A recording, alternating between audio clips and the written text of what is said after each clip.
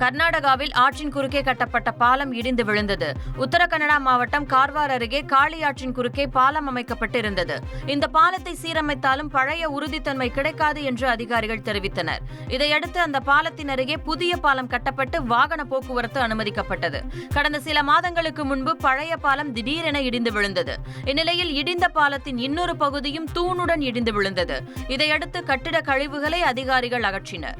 சீனாவுடனான எல்லை பிரச்சினையில் மத்தியஸ்தம் செய்ய அமெரிக்கா முன்வந்த நிலையில் இந்தியா நுட்பமாக நிராகரித்துள்ளது. பிரதமர் மோடியுடனான சந்திப்பிற்கு பிறகு செய்தியாளர்களிடம் பேசிய ட்ரம்ப், இந்தியாவுக்கும் சீனாவுக்கும் நீண்ட காலமாக நிலவும் எல்லை பதற்றத்தை தீர்க்க உதவுவதாக விருப்பம் தெரிவித்தார்.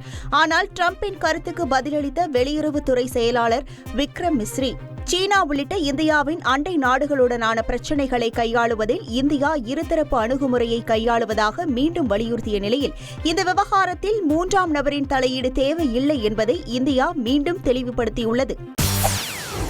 செய்திகளை உடனுக்குடன் தெரிந்து கொள்ள உடனே சப்ஸ்கிரைப் பண்ணுங்க.